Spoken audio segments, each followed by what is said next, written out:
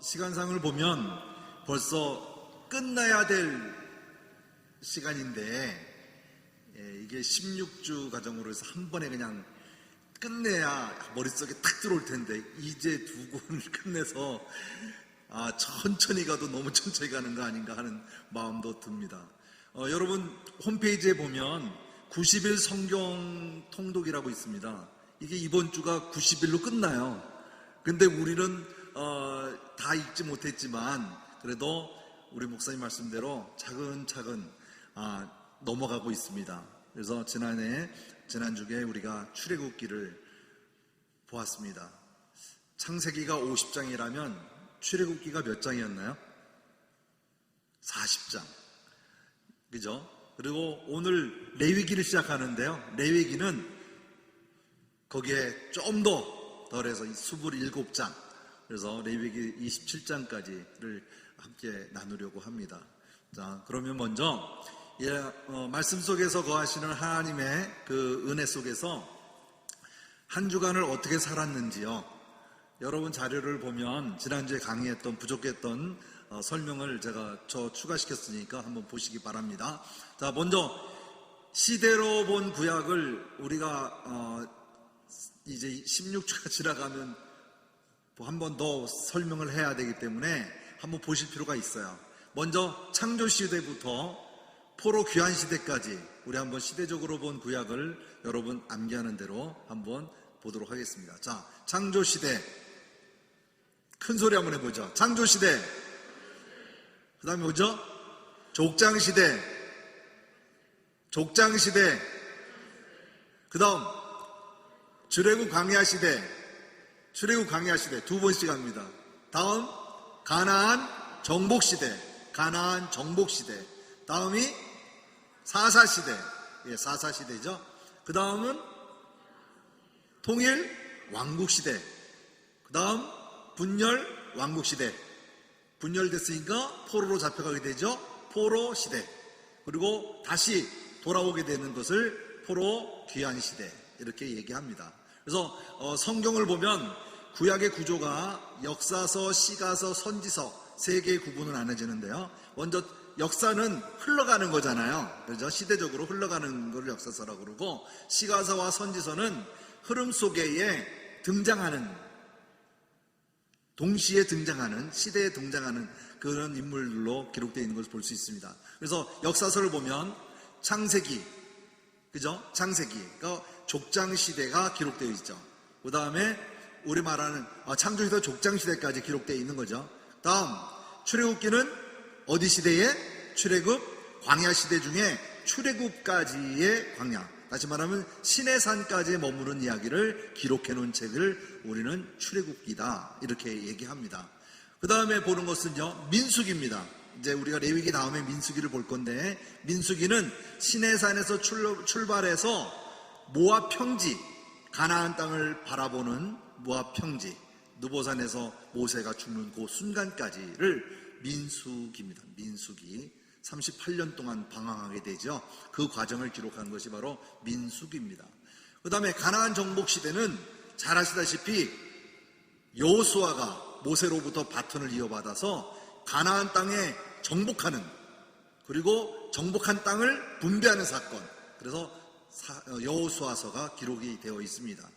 그 다음에 이어지는 것이 이제 사사시대, 사사시대죠. 사사시대는 약 한 360년에서 380년 정도 바라보고 있는데, 360년 정도 바라봤다면 거기에 나오는 이야기들이 7번 같은 주기로 반복하는데, 먼저 하나님에 대한 것을 잊어버리고 그들이 침략을 당하고 교만해지고, 그 이후에 하나님으로부터의 사사를 들어서 다시 회개하고 다시 회복되어지는 이런 루틴을 도는 것이 7번 반복한 사건이 바로 사사기에 기록이 되어 있습니다. 여기는 뭐죠? 왕이 없기 때문에 자기의 소견대로, 그죠? 모든 것을 정하고 행하였던 것을 볼 수가 있죠. 그래서 그들이 필요했던 것이 뭐죠? 왕이 필요했던 것이죠. 그래서 마지막 사사인 사무엘을 통하여 사울 왕을 하나님께서 허락하시죠. 기름 붓게 돼서. 그래서 통일 왕국 시대에 사무엘 상에 들어가게 되면 드디어 사무엘이 하나님 앞에 드려지는 제사장의 역할을 감당하면서 이어지는 것이 바로 사울에게 첫 번째 기름 붓는 안수를 하게 되죠. 그래서 이스라엘의 3대 통일왕국 시대 왕이 있는데 첫째 왕이 사울왕, 다음이 다윗왕, 그 다음이 솔로몬왕. 그래서 각각 40년, 40년, 40년, 그래서 120년 동안 통일왕국 시대를 이루어지고 있다 하는 것을 볼 수가 있습니다. 그 다음에 이제 사무엘상 이후에 넘어가게 되면 다윗까지 솔로몬으로부터 들어가는데요. 왕상이라는 거 있죠. 왕상, 열왕기상, 우리 말하면 왕들의 이야기. 그래서 북이스라엘과 남유다에 있는 왕들에 대하여 기록해 놓은 책이죠. 그래서 북이스라엘의 19명과 남유다의 이 20명의 왕에 대하여 기록해 놓은 책, 이렇게 보시면 되겠습니다. 그 다음에 이어지는 것이 이제 분열왕국 시대, 솔로몬 시대의 두 왕국으로 분리가 되잖아요. 그죠? 북이스라엘과 남유다로 이게 분리가 되어지는데, 그로 인해서 분열이 이루어지게 되고, 그로 인해서 북이스라엘은 아수르에 멸망당하게 되어지고, 바벨론은 그 이후에 586년에 바벨론에 의해서 멸망을 당하게 되어집니다. 자, 그래서 이스라엘이 3번 포로로 끌려가게 돼요. 그리고 완전 멸망하게 되어지는데, 그래서 첫 번째 포로로 끌려갈 때가 다니엘이 끌려가게 되고, 2차 포로로 끌려갈 때 에스겔이 끌려가게 되어지고, 첫째는 1차 때는 왕들과 그리고 부자의 자녀들이 끌려가게 되죠. 그 다음에 두 번째는 그보다 약간 그 중류층에 있는 분들이 끌려가게 되고, 그 다음에 3차 기환 때는 흘려가는 인원으로 다 끌려가지만 서민들이거나 가지고 있던 무슨 명성이나 이런 지지하지 않는 일반 서민들은 그래도 예루살렘 성에 남아있기도 했습니다. 그렇지만 이제 나중에 돌아왔을 때에 당하는 것은 북이스라엘에서 나라 자체가 없어졌기 때문에, 그로 인해서 여부수족들과 함께 어우러져 살던 사마리아인들까지 어우러서 예루살렘을 회복하는 데에 이제 투기와 문제가 발생되는 것이죠. 자, 그래서 이제 포로로 가고 나서 어떻게 되었죠? 몇 년? 70년 만에 다시 예루살렘으로 돌아오게 되죠. 그거를 이제 우리는 포로 귀환 시대다 이렇게 했는데, 하나님께서 이사야서에 고레스라고 하는 왕이 세워지지도 않았던 때에 왕을 명하였고, 그 왕을 통하여 예언하신 것을 이루게 하시죠. 첫 번째 칙령으로 인해서 모든 이스라엘 백성들은 예루살렘으로 돌아가라고 하는 하나님의 예언을 성취하게 되어집니다. 그래서 그로 인해서 1차 스룹바벨을 통해서 귀환하게 되어지고, 2차 에스라를 통해서 예루살렘으로 돌아오게 되고, 3차 느헤미야를 통해서 성벽을 건축하게 되어지죠. 그래서 이것을 우리는 1차, 2차, 3차 귀환을 하는 것을 얘기하고 있습니다. 근데 1차는 그 스룹바벨과 많은 사람들이 넘어왔지만 예루살렘 성을 증축하다가 중단되고 말아요. 그게 왜 그럴까요? 그 시기하는 자들도 있고 회파하는 자들이 많았기 때문에 더 이상 지을 수가 없었어요. 그러다 보니까 그를 통해서 회개하게 하고 다시 회복운동을 일으켰던 것이 바로 에스라의 사건입니다. 그래서 에스라 미스바의 사건이 바로 일어난 사건이고요. 그래서 영성도 회복되어지고, 그래서 다시 짓게 되어지죠. 자, 그렇지만 그걸 마무리되지 아니하고 성전을 건축하는 성벽은 외세로부터 막기 위해서 이제 성벽을 건축하는 것을 느헤미야가 페르시아에서 돌아오게 되면서 건축하게 되어집니다. 이건 자세한 이야기는 이제 점점 가게 되면 되겠죠. 근데 이제 포로 시대와 포로 귀환 시대 이야기인데, 포로 귀환을 얘기했어요. 포로 시대는 어디에 있었던 거죠? 바벨론 시대에 있었던 얘기잖아요. 바벨론에 누가 있었죠? 포로로 끌려갔던 사람이 아까 얘기한 다니엘과 에스겔, 그죠? 그 외 사람들이 있었지만, 그래서 포로 시대에는 다니엘서를 읽으시면 되고요. 그죠? 에스겔서를 읽고 이사야서를 읽게 되어집니다. 자, 여기서 보면 이제 전체적으로 살펴볼게요. 나와 있는 거 보면 욥기서는 족장 시대에 포함되기 때문에 이거는 시가서 할 때 함께 나누도록 하고요. 그 다음에 출애굽 광야 시대의 밑에 보면 레위기가 있죠. 그죠? 출애굽의 레위기가 있죠. 이것은 시내산에서 약 11개월 동안 머무르면서 쓰여진 책이 레위기예요. 그렇죠? 같은 시대에 같은 때에 쓰여진 책이다 이렇게 보시면 되겠습니다. 그 다음에 신명기는 또한 모압 평지에 도착했을 때에 모세의 설교로 이루어진 바로 이야기, 다시 한번 레위기에 대한 것을 재설명하는데 누구를 위해서? 가나안 땅에 들어가서 살 2세대를 위해서, 출애굽한 2세대를 위해서 다시 한번 강론한 그 설교 내용이 신명기에 기록되어 있다 이렇게 보시면 되겠습니다. 나머지는 이제 우리가 또 한번 나중에 생각해서 다시 한번 더 말씀드리도록 하겠습니다. 자, 그렇다면 우리 한번 1분 기도 소리 내어서 한번 기도하도록 하겠습니다. 사랑하는 주님, 제가 읽을 이 성경이 하나님의 말씀임을 믿습니다. 성경의 내용이 이해가 되든지 안 되든지 나의 자발적인 머리로 이해하지 않고 그 내용 그대로 인정하고 받아들입니다. 성령님께서 조명해 주셔서 정확하게 깨닫고 말씀이 삶이 되는 하루를 살도록 도와주옵소서. 예수 그리스도의 이름으로 기도드립니다. 아멘. 자, 오늘 나눌 이야기가 바로 출애굽 광야 시대의 레위기입니다. 레위기. 그죠? 레위기. 여러분 자료에서 보면 되지만, 자, 보세요. 시내산에서 보면 출애굽 애굽에서 나와서 바로 이 자리입니다. 이 자리 시내산. 여기서 받은 하나님의 율법과 그리고 언약과 그리고 성막을 어떻게 지으라고 하는 이 내용을 받아 적고 행하였던 곳이 바로 이 시내산입니다. 시내산. 여기 우리 저희 어머님이 와 계신데요. 지금 93세신데 여기 와 계세요. 우리 어머님은 시내산에 못 올라가셨다고 그래요. 그 아래에서 있다가 힘이 들어서 더 이상 못 올라갔다고 말씀하셔서 딴 사람들은 다 올라갔다고 그러는데, 예, 시내산에서 그 영성을 받아보기 위해서 어떤 분이 그 시내산 꼭대기에서 기도를 했대요. 모세가 받았던 그런 영감을 나에게도 달라고. 그래서 눈을 감고 하나님 앞에 간절히 울부짖었대요. 근데 어디선가 음성이 들린 거예요. 신라면이 있어요. 신라면이 있어요. 그래서 시내산에 올라가서 나온 정상에서 신라면만 먹고 내려왔다고 그러는데, 이 이야기는 웃자고 하는 얘기지만 요즘 사람들은 뭐 한국인이 워낙 많이 갔을 때니까 이제는 입구슬로 다 한국말을 배워서 신라면 싸갖고 올라가도 물이 없어서 못 먹는 데 있죠. 그래서 우리 저기 목사님하고 지난번에 얘기하다 보니까 융플라우 가서 보니까 라면을 컵라면을 파는데 컵라면이 10,000원이었나요? 예, 컵라면이 10,000원이더라고요. 가이드가 컵라면 가져가시면 10,000원 절감할 수 있습니다. 그래서 라면만 갖고 올라갔더니 뜨거운 물이 없잖아요. 뜨거운 물만 5,000원 받더라고요. 그러다 보니까 젓가락이 없잖아요. 젓가락은 3,000원 받더라고요.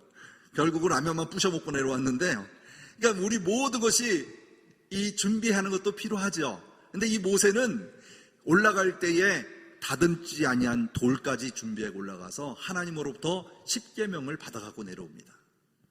바로 거기서 맺은 언약. 이게 바로 시내산 언약입니다. 하나님은 나의 주인이 되어주시는 것. 그죠? 이거보다 더 큰 언약이 어디 있습니까? 그죠? 나는 하나님의 자녀가 되는 이런 언약. 이것을 우리가 지금도 믿고 행하고 그대로 지켜 행할 때만 이루어지는 내용들이죠. 자, 이거는 지난주에 우리가 나눴던 자료의 성막의 부분인데요. 이 성막은 이번 6월 1일 세계 성막센터를 가실 분들은 목사님께 꼭 신청해 주시면 되겠습니다. 선착순 25분이라니까 혹시 내가 몇 번째인지 모르지만 여러분이 꼭 가셔서 한번 보시면 제가 설명하는 것보다도 지난번에 영상 보신 대로 충분하게 빨리 보고 느끼는데 도움이 될 걸로 믿어집니다.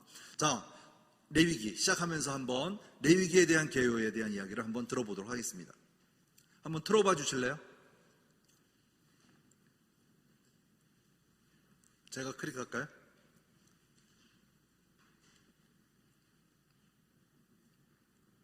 제가 한번 빨리 눌러서.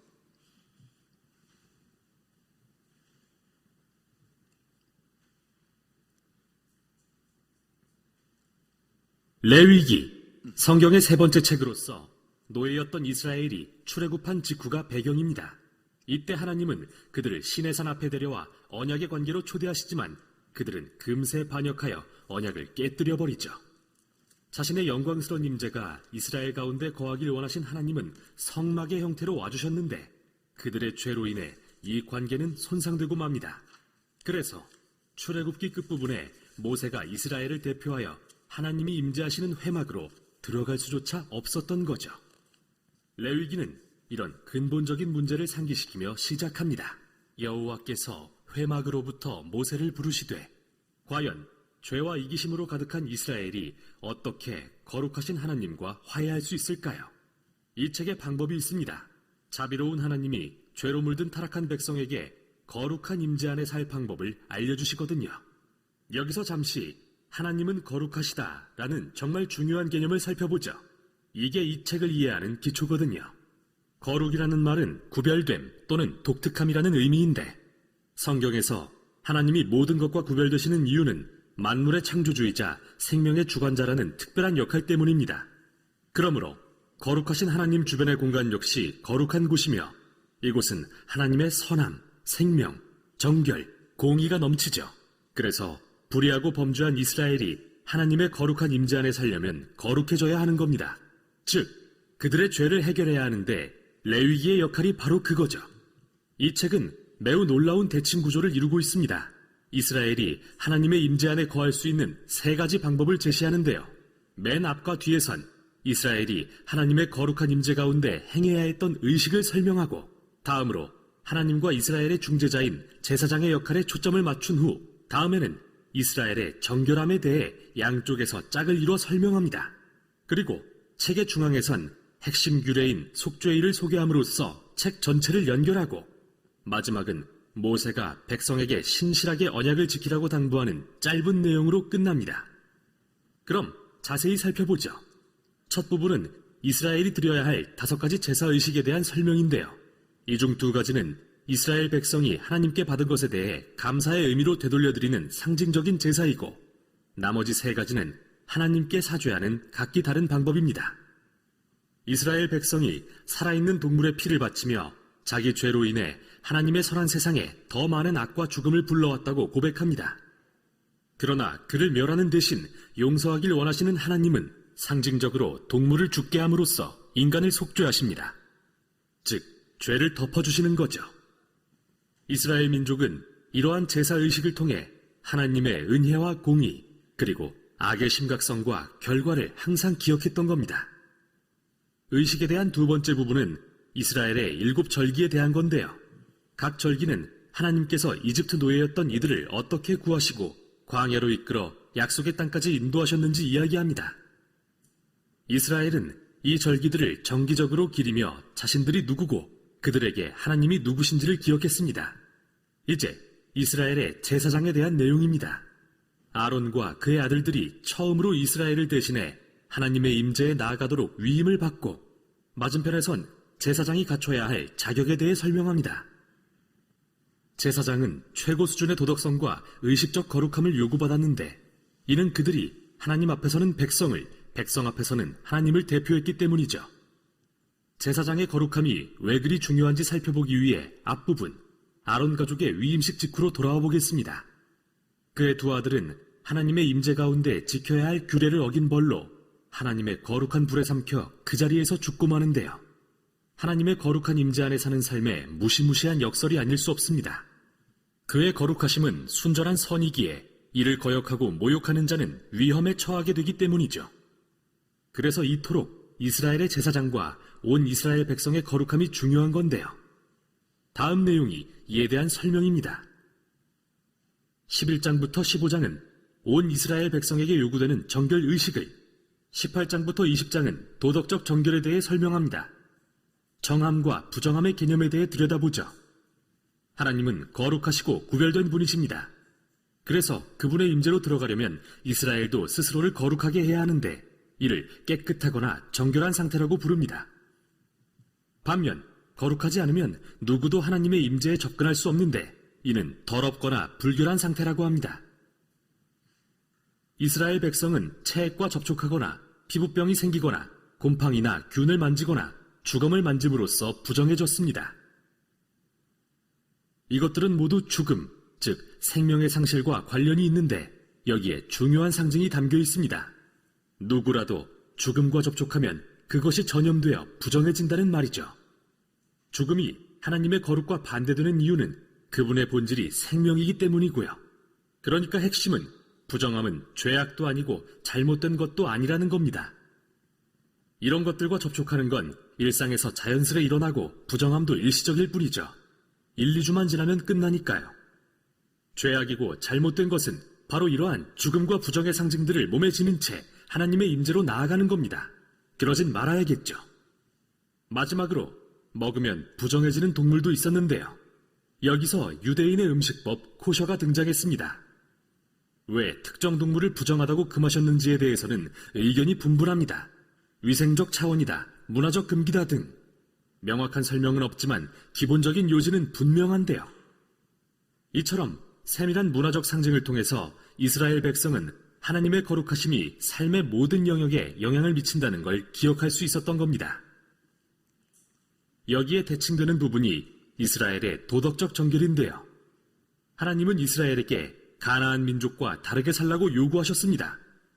가난한 자를 지나치지 말고 돌봐야 하며 성적으로 매우 순결해야 하며 사회 전반에 정의를 실현해야 한다고 하셨죠. 그리고 책의 중앙에는 이스라엘의 절기인 속죄일이 자세히 소개되는데요.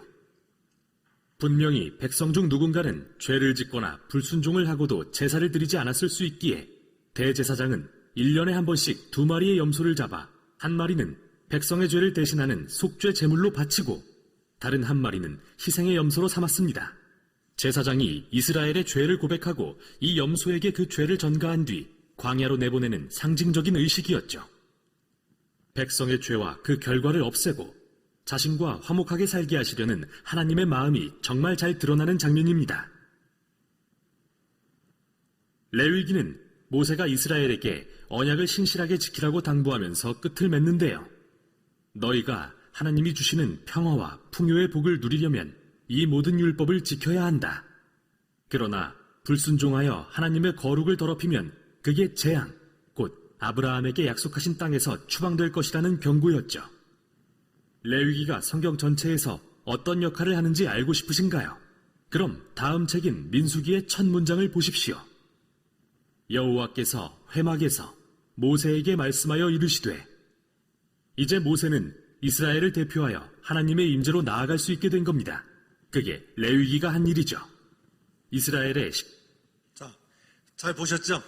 네, 워낙 선사하게 잘 나왔기 때문에 한번 보시면 좋을 것 같습니다.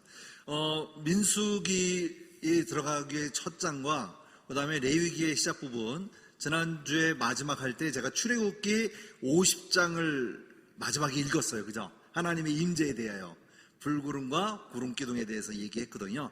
근데 이 레위기는 따로 떨어져 있는 것이 아니라 그 생략되어 있는 부분이 있어요. 레위기 1장 1절에 보면 여호와께서 회막에서 모세를 부르시고 그에게 말씀하여 이르시되 이렇게 시작되거든요. 이것은 바로 그 앞에 빠진 게 뭐냐면 그리고라고 하는 거예요. 그리고 우리 성경에는 없지만 그리고 이렇게 시작됩니다. 다시 말하면 출애굽에 이어지는, 그죠? 출애굽과 이어서 기록된 것을 우리가 볼 수 있는데 그리고 여호와께서 이렇게 되는 거죠. 그래서 회막에 모세를 부르시고 그에게 말씀하신 내용이 바로 무슨 책이다? 바로 레위기다. 이렇게 보시면 되겠습니다. 자, 그래서 레위기를 보면 두 가지로 크게 나눠서는 두 가지인데요. 아까 대칭적으로 얘기했죠. 그죠? 대칭적으로 절기와 제사와 절기에 대한 얘기를 했어요. 그 다음에 제사장에 대한 얘기를 했고요. 그렇죠? 그 다음에 우리가 생각하는 만큼의 그 부정과 정함, 깨끗함이라고 하는 것을 가지고 얘기했는데 맨 마지막 27장에는 순종이냐 불순종이냐 가지고 결정을 합니다. 최종적으로는 모세의 결론이 그렇습니다. 자, 그렇다면 오늘 이 레위기는 여러분 자료에 있는 것 같이 첫 번째가 하나님과의 교제를 근거로 하는 관계. 다시 말하면 하나님은 거룩하니, 하나님이 거룩하기에 우리도 거룩해야 되지 않겠습니까? 바로 그 거룩한 길을 알려주신 것이 바로 두 번째, 구별된 삶을 대한 하나님의 지침서, 바로 너희도 거룩하라. 나오고 하는 11장에서 27장까지 있는 내용이기도 합니다. 자, 그럼 이걸 한번 더 자세하게 보면요. 구조가 이렇습니다. 하나님께 나아가는 길 1장에서 10장까지 보면 제사에 대한 얘기가 나오죠. 그죠? 5대 제사. 번제, 소제, 화목제, 속제제, 속건제 나오고요. 그 다음에 하나님과 동행하는 이야기, 하나님께 나아가는 이야기가 바로 정결법, 속죄일, 하나님과 동행하는 것, 일곱절기, 안식일에 대하여 기록된 것을 볼 수가 있습니다. 중요한 건 뭐냐면 모세 오경의 레위기가 가운데 있죠. 세 번째 있잖아요. 창세기, 출애굽기, 레위기, 민수기, 신명기까지 전체를 보면 레위기가 중앙에 있어요. 그 중앙에 또 중앙이 어딜까요? 바로 대속죄일이에요.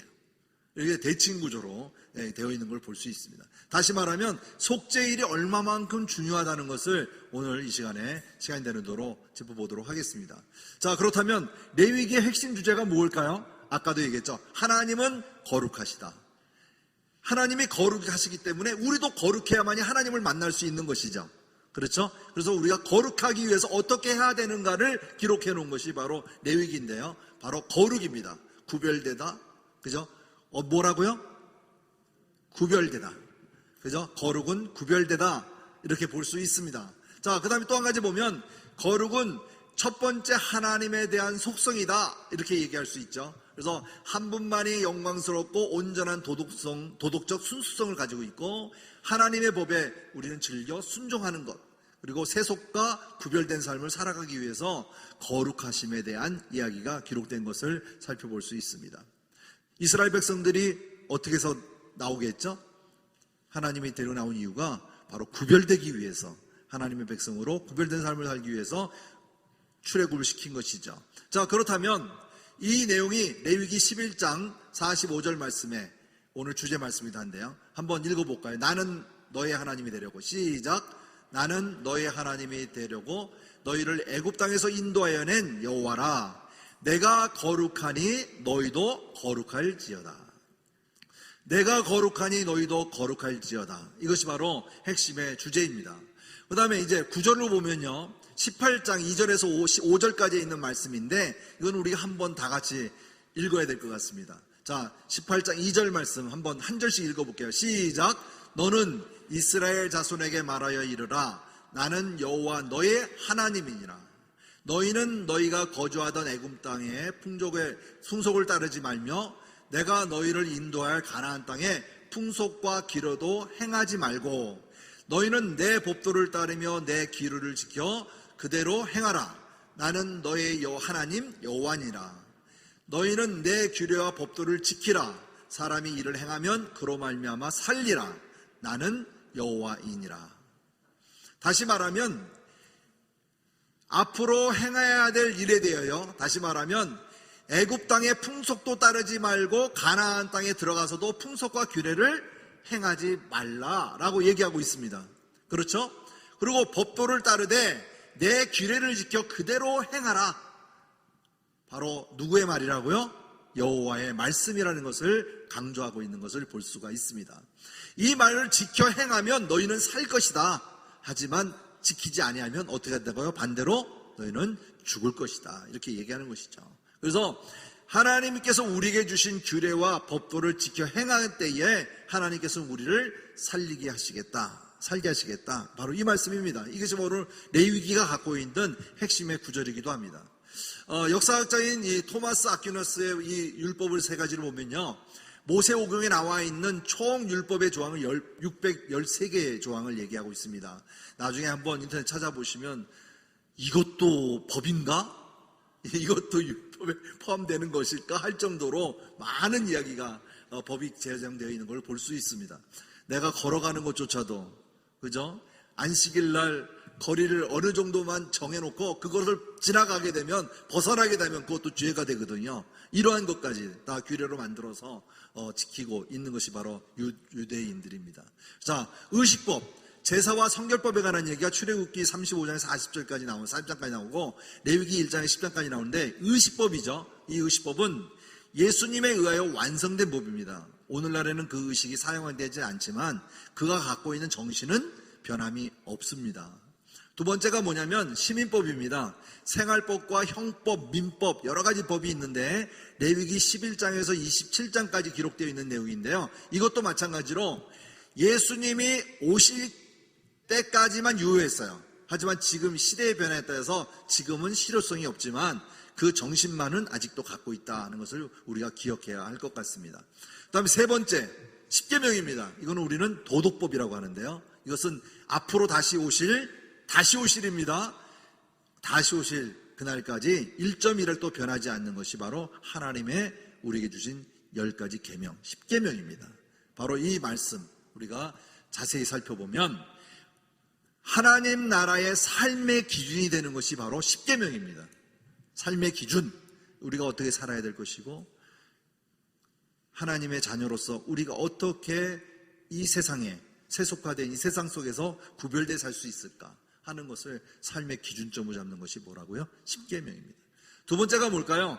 내가 어디로 갈까, 행할까, 하지 말까, 할까 말까 하는 행로의 기로에 섰을 때에 그거를 기준에 잡아주는 것이 바로 선택의 기준을 잡아주는 것이 십계명입니다. 십계명. 그렇죠? 지금 5월달은 가정의 달이고 어린이 주일, 어버이 주일, 스승의 주일, 우리 주일로 따지면 뭐 굉장히 많이 있어요. 뭐 부부일도 있고 뭐 굉장히 많더라고요. 하여튼 다 갖다 붙인 게 5월달에 다 들어가 있는데 가정에 관한 거는 자 하나님께서 부모를 공경하는 것 또한 우리가 장수하는 복을 주시는 복의 근원이 되는 거죠.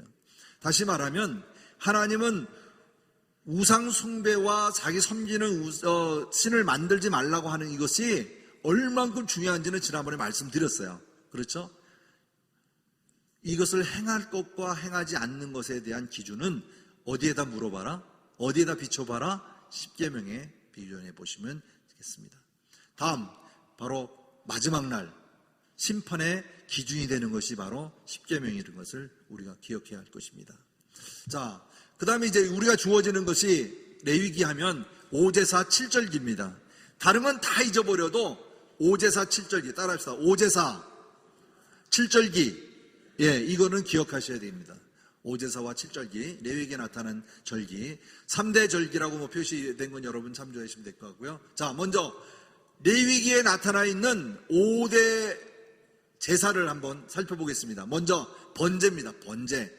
레위기 1장에 보면 번제부터 나와요. 너희는 이렇게 행하라 라고 나오면서 2절 말씀에 보면 이스라엘 자손에게 말하기를 이르라.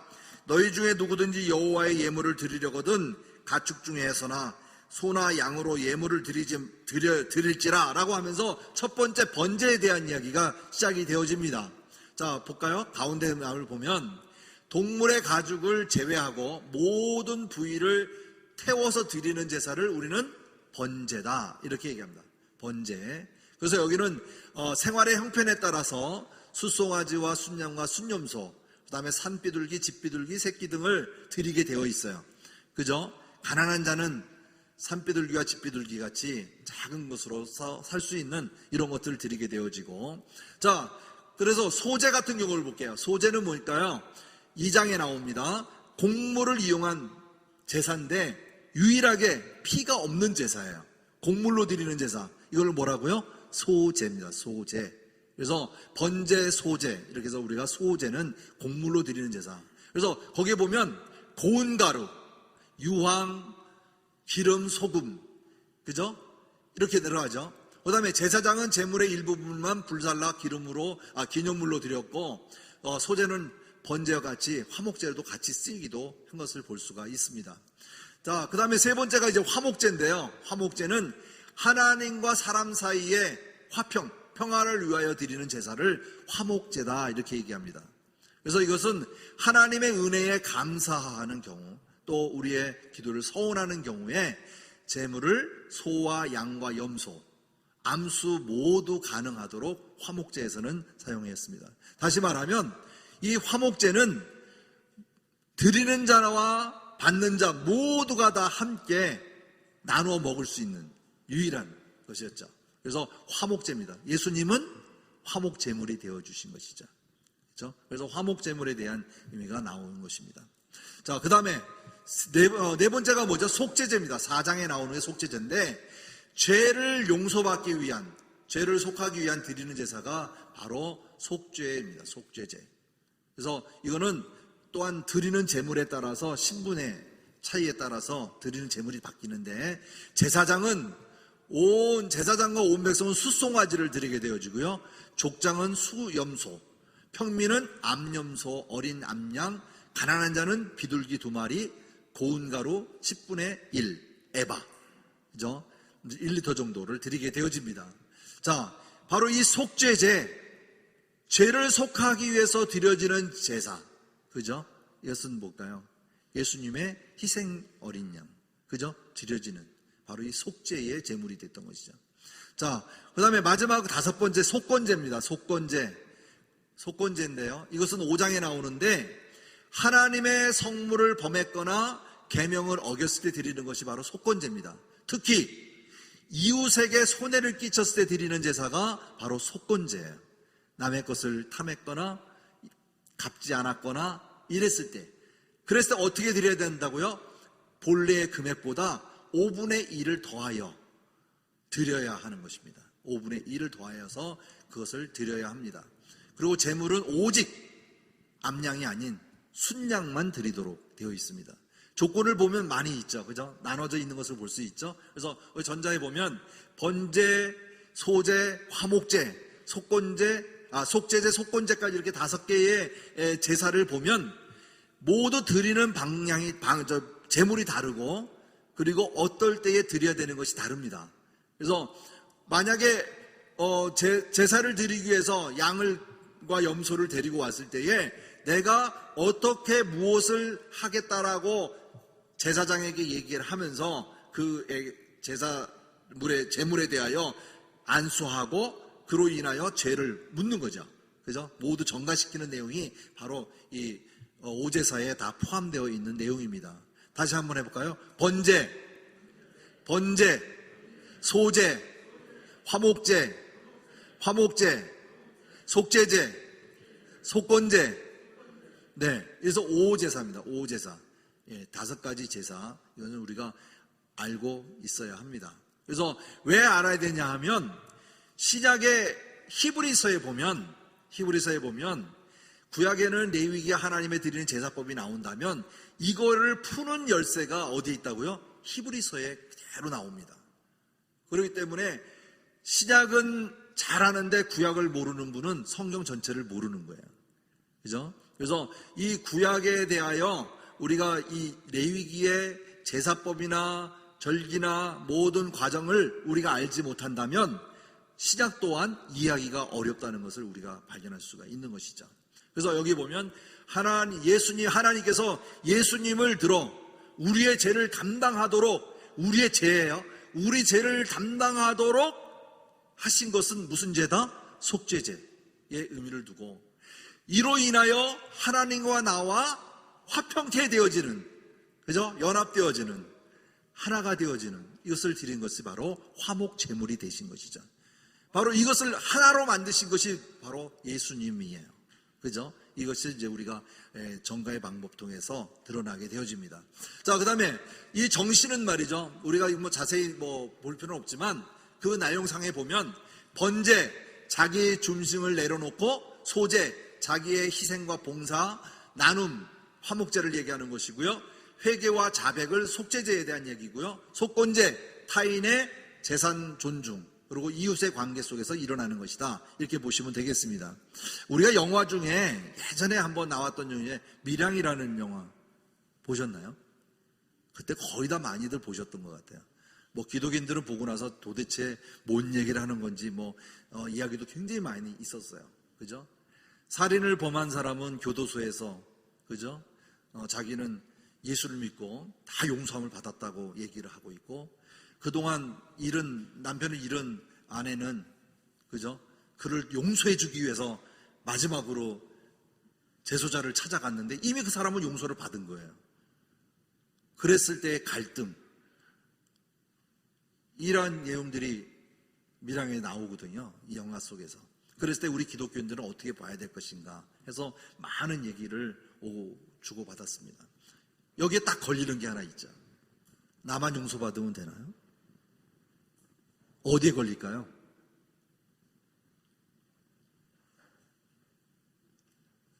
어디에? 나만 하나님을 향하여 용서를 받았다는 것이 아니라 내가 하나님으로부터 용서를 받았다면 나도 누구에게? 누를 끼친 자에게 용서를 구해야 되는 것이죠. 그죠? 아까 어떻게 하죠? 속건제는 몇 분의 몇을 주라고요?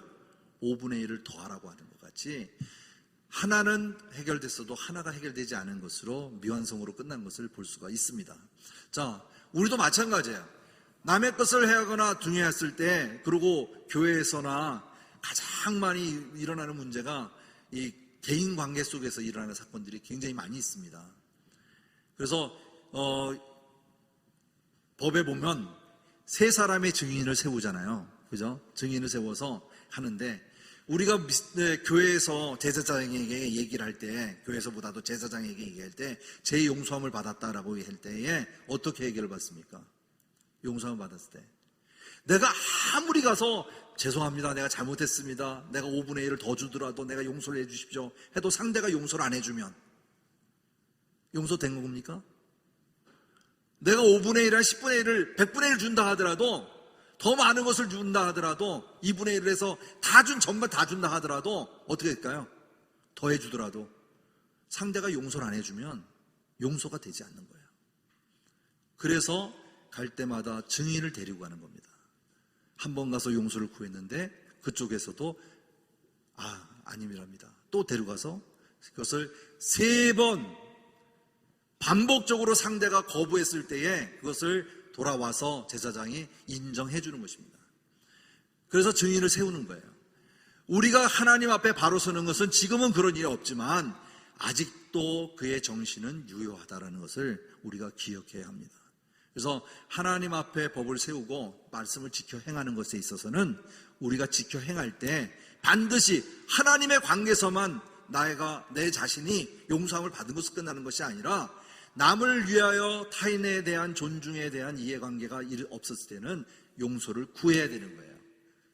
나만 뒤끝이 없으면 되는 것이 아니라 상처받은 사람을 위해서 나의 용서를 구해야 되는 것이죠.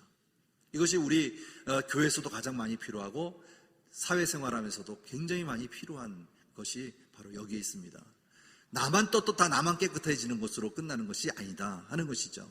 그래서 하나님께서는 이 제사의 방법을 향해서 우리가 어떠한 제사를 포함되든 간에 날마다 하나님 앞에 바로 서는 회개의 기도와 그리고 하나님 앞에 용서를 구하는 이런 게 우리의 삶 속에 항상 있어야 되는 것이죠. 그래서 오제사의 정신 우리가 기억하듯이 우리 반드시 한번 돌아볼 필요가 있습니다. 자, 근데 제사에도요 혼동되는 것도 있어요. 그래서 뭐냐면 방법이에요. 방법이 있는데 첫 번째가 뭐냐면 화제입니다. 화제는 번제, 소제, 화목제, 속죄제, 속건제를 드리더라도 화제, 제물을 불에 태우는 방식을 화제라고 그래요. 그죠? 저기 불 재단에서 지금 불을 태우듯이 이거를 화제라고 합니다. 두 번째가 뭘까요? 거제입니다. 거제는 그죠? 들어서 하나님 앞에 올려드리는 제사 방식을 거제라고 합니다. 거제. 그 다음에 세 번째, 요제입니다. 요제. 흔들어서 드리는 제사 방식. 이것을 요제라고 합니다. 그 다음에 네 번째는 포도주나 기름을 제단에 부어서 드리는 방식을 전제라기도 하고 관제라기도 하는데 성경에서는 관제해가지고 관제에 기름을 어떤 비율로 만들으라고 레위기에 나와 있어요. 그 정도로 하나님의 법은 하나도 빈틈이 없이 우리가 얘기할 때에 규빗을 통해서 하나님의 성막을 짓듯이 이 관유를 만드는 것도 어떤 비율로 만들으라고 정확하게 되어 있어요. 그래서 항상 있을 때에도 마찬가지입니다. 다른 어떻게 보냐? 포도주와 기름을 제단에 붓는 제사인데 어느 때에 붓는 줄 아세요? 전제는 타다 남은 번제하다가 남은 제가 있잖아요. 그 남은 것을 마지막까지 태우기 위해서 붓는 것을 바로 전제라고 합니다. 하나도 남김없이 하나님 앞에 올려드리는 제사, 바로 이것을 전제라고 합니다. 그래서 예수님께서도 우리의 죄로 인하여 희생의 제물이 되올 때 전제로 드려진 것 같이 모두 드려진 것을 볼 수가 있어요. 디모데에 보면 그렇게 나옵니다. 전제로 드려지는 그 삶에 대하여 얘기합니다. 그래서 우리의 삶은 조금도 제약이 남지 아니하게 완전히 태워 없애버리는 전제의 제사까지 우리가 감당하는 그런 기도가 되어야 합니다. 자, 그렇다면 제사자와 제사장의 역할이 나오거든요. 오늘은 여기까지 해야 될 것 같습니다. 제사자는 제물을 준비하고요, 제물에다 안수하고, 제물을 도살하고, 제물을 정리하고 세척하는 일을 누가 한다고요? 내가 하는 것입니다. 내가. 소와 양과 비들을 가져온 사람이 제사자입니다. 제사장은 뭐 하냐면요, 자보고 각을 뜬 것을 가지고 하나님 앞에 제단에 뿌리는 일을 행하는 것을 제사장이 하는 것이고요, 제단 위에 태워주는 것을 제사장이 하는 역할입니다. 그래서 이 제사자와 제사장의 역할이 완전히 구분되어 있다는 것을 아시면 됩니다. 우리는 그냥 내가 잘못을 했으니까 양 한 마리 그냥 갖다만 주고 잡아주세요 하는 그게 아니라는 거죠. 저도 군에 있을 때 체육대회에서 뭐 우승했다고 돼지 한 마리를 줬는데요, 생돼지를 주고 잡아먹으라고 하는데 그 뭐 어떻게 됐습니까? 우리 목사님도 기억하시는지 모르겠는데, 아니 묶고만 놓고 그게 이제 전시 효과도 있죠. 근데 잡아먹으라고 하는데 누가 잡냐고요?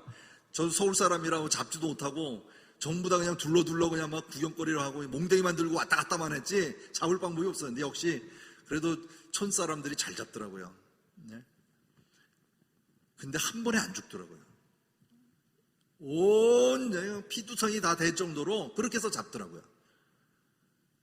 그것도 한 번에 딱 죽는 게 아니더라고요. 죽을 때까지, 목숨 끊어질 때까지 그냥 아주 발동하더라고요. 그리고 막 심장이 얼마나 뛰는지. 네.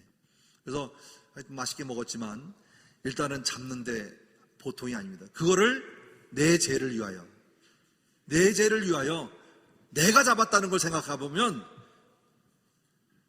다시는 죄를 안 지으려고 노력할 것 같아요. 그렇지 않겠어요?